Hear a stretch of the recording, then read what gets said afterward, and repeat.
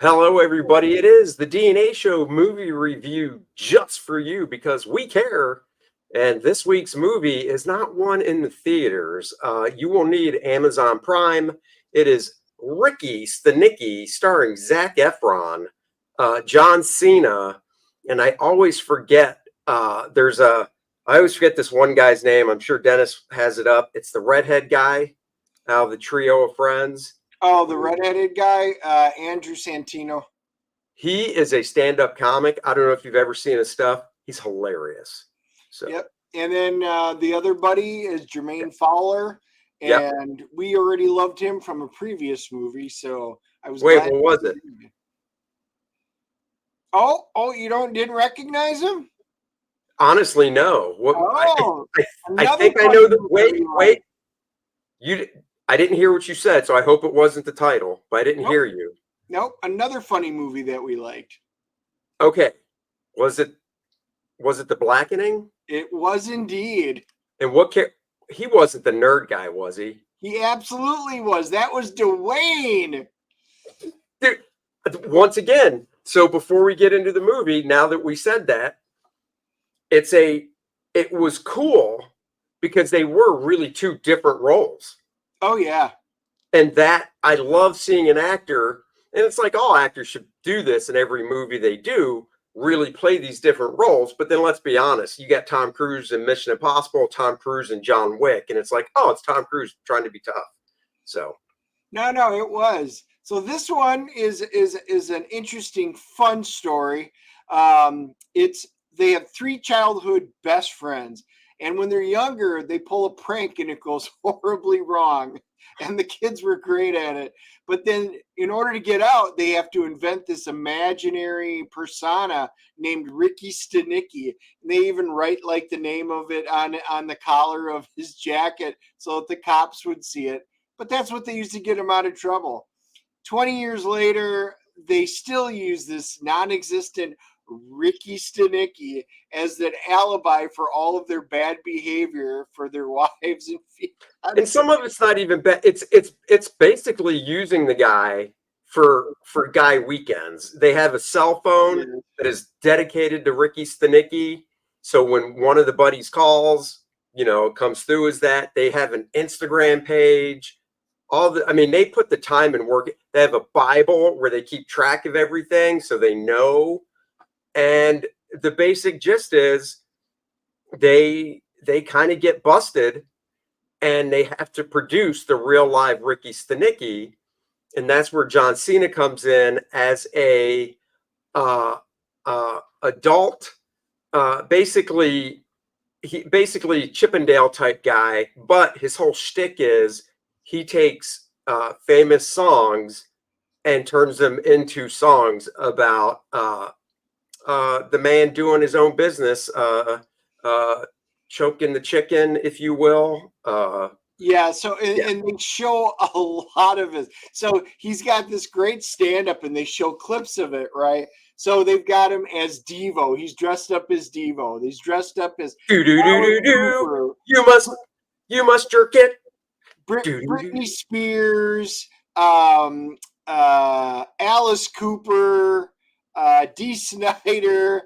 It's fantastic. I mean, it really is funny. Now, I know that kind of humor isn't for everybody, and I know some people will be turned off. But it landed most of the time, and it was very fun to see some of the things that he did. This movie reminded me very much of another movie that we enjoyed before, The Good Boys. Only this is like the adult version of The Good Boys. You know, the same kids, and they're reacting with their childish like behavior. And there's one who's always trying to be the adult in the group, which was Fowler.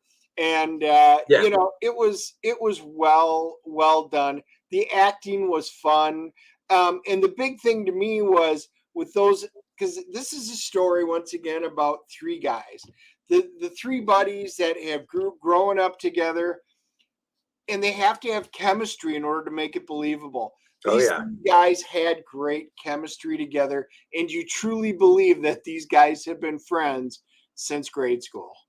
Yeah, you really do. They really all had great chemistry together. Zach, uh, Andrew, the stand-up comedian with the red hair, and then Fowler. Is that what you said? I'm sorry. Yeah, Yeah, they were great.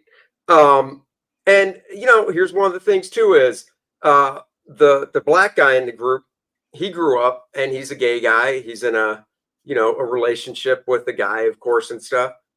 But it wasn't forceful. It wasn't pushy or anything. It was fine and it was funny. And John Cena, hat off to him for, like Dennis went through the various stage roles and the various costumes. Just not he's not a singer, but just hearing him belt out these tunes like Devo in the Devo style of Whip It, except it's masturbate it or jerk it, whatever he said, and Britney Spears and stuff. The writers of this movie that picked these songs and wrote these quick parody snippets were great. The way they introduced John Cena to the families at this bris, and I don't think we'll do a spoiler one for this because honestly, I think Dennis will agree. You need to see it. yeah. But then they meet William H. Macy, who is the boss of Zac Efron and the redhead friend Andrew, the comedian guy, and they basically run this big investment financial type firm. Well, William H. Macy does, and then Zach and the other guy are right beneath them. They're trying to close a deal, and this is all from the trailer, so no spoilers. Next thing you know, Ricky Stanicky, John Cena, does so well with at this bris. He impresses William H. Macy so much he gets a job at the firm. I mean, the hijinks just keep going up, but in the end, it has heart, I think, and it really wrapped everything up really nicely. And I believe when I was reading about the movie, the headline of what I was reading was like, it took 10 years to make this movie, and and then I believe it's from the guy that did Something About Mary. And if it is, you can tell. But Yeah, that's a good thing because Something About Mary was great. I mean, it was. Dennis's favorite character was Brett Favre in that movie. Exactly, exactly. Brett's always a great guy. No, I agree. A couple. This wasn't a perfect movie You by any stance, but it. The beginning it took a little too long for setup, and I think there was a few pacing issues there. But once they got into it, I mean, the three friends basically were like a single straight man setting up all the comedic downplay for John Cena, and it yeah, worked. Again, not every joke's going to land, and this kind of humor might not be for everybody. But boy, the majority of them did land. It was funny. And right when you thought, oh, that's cute, you're right. They come back at the end. They bring the whole thing around. You get to meet this investment firm, the guys that were in there, and they tell you all about it. And boom, they close it with a great. It is heart. It had heart. it did. So again, they did a nice job. The story was solid. A little long, maybe, like I said, but with all that together, the bottom line is, did you enjoy this movie and sitting through it? The answer is absolutely. Yeah. And that, once again, that's what we didn't talk about at first because we didn't see it in theaters. He watched it last night. I watched it last Saturday. Um, I can see what you're saying in the beginning with the setup. I didn't think overall the movie felt too long, but I can see I get your points. But yeah, overall it was enjoyable. Let's rate this sucker. Um, you went first with Dune, I think. It's your turn. Oh, it's my turn. Um, I really enjoyed it. I like crude comedies. Yeah, you do. Even though my daughter, she's 20, she was watching it, and some of the stuff, I'm a dad. I was kind of like, oh, but I thought it was hilarious. She thought it was hilarious. My wife did not think it was hilarious. She got kind of bored. Dennis is laughing because he knows my wife. So I'm gonna give it a strong 8.0. Actually, I'd actually watch it again. I thought it was that good. I thought all the characters were. I thought it was really good. So Yeah, I'm a little off from you, but not by a lot. We enjoyed it. We both laughed. My wife enjoyed it. She actually thought it was a lot better than what she thought it was going to be. Um, they had this one moment in there that uh, there's a word of wisdom when Jermaine's talking, and it's about talking about whose life was real and whose life was fake, and it hit so much heart that it was the best quote of the movie. You'll definitely have to see it. I'm giving it a 7.0. I thought it was funny. I enjoyed pretty much everything about it. Overall, it was, like I said, not a perfect movie by any right. stretch, but man, most of the comedy landed, most of the stuff hit. And especially for stuff like this where it's on a streaming service, I think it promised everything, and it delivered everything it promised. Yeah. So there you go. What about Rotten Tomatoes, IMDb? We got anything?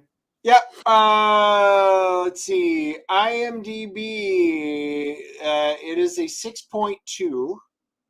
Oh, So we already know that. And Rotten Tomatoes. Oh, yeah. The critics did not like this one. not Wow. surprised. Critics gave it a 46. Yeah, it's not a PC movie. Of course, the critics didn't like it. Exactly. The audience gave it a 75. Look at that, right between us. Yep. So there you go. Another home run for DNA in our reviews, and another home run coming your way is Kor-Drath the Awakening. Guys, it's the fantastic follow-up to Kor-Drath the Reckoning. This is the sign-up page. The link is in the description below. Go sign up. You will not regret it by signing up. And of course, on the sign-up page, you can read a little bit about the story. You will get, when you sign up, this beautiful Adriana trading card. It'll go perfectly with the Lilith trading card. You will get it when you sign up and back the book. You also get front of the line shipping, which means in the first week when we do fulfillment, yours is going out. Of course, there is the cover, Kor-Drath the Awakening cover, Andy Smith, that's me, and Dan Lawless on colors once again. And we're doing a homage cover. It's a contest. Figure out what cover we chose the homage for this one. I actually colored that as well. So check that out. And of course, coming down soon, and it very well could be next week, is Nice and Tight comic book pencil art of Andy Smith. That's me. Oversized book featuring some of my favorite fully penciled pages. So go check this out. This is the trading card for this book. You can only get it if you either signed up and backed it. You get it for free. If you didn't, you can buy it. So do that. It comes in a digital version as well, the book, so you can practice your inking skills. I've got sample pages up here that you can look at so you know what you'll be getting. Highly recommend it. There's a tutorial. There's 3 spots left. I did sell one where I will go over your work, spend time with you on video. You'll get a copy of the video and any draw over stuff I do. And as an add-on, you can get the Art of Andy Smith, 64 pages when it originally came out. I'm reprinting it, second print, boosting it to 84 pages. You definitely want to get that. Same price, but 20 more pages. Examples of interiors for that. There's add-ons, different things. So guys, go check that out too. And next Wednesday, we will have Dan Lawless, the guy that colored my cover and the Bud Root Lilith cover from the first campaign on. He colored Bud's Adriana cover. Yeah, he did. We're debuting it on Wednesday at 3 p.m. So you want to see that. That's right. Okay. Everybody have a great weekend. We don't know what we're seeing next week. Will it be in the theaters or streaming? We'll find out then. Oh, wait, actually, I can tell you. It'll be in the theaters because it's March 22nd, and I believe there's something big coming out March 22nd. Have to look. So until next time, have a great weekend. Like, subscribe, and share. Go back this stuff. Bye-bye, everybody. Live long and prosper.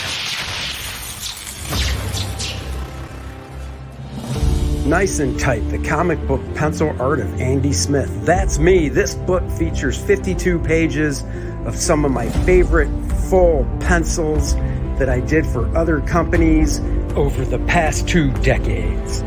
The raw pencils as they were seen by the inker, and now you can see them for the first time. This book also comes in a digital format so you can practice your inking in your favorite program. Back it today.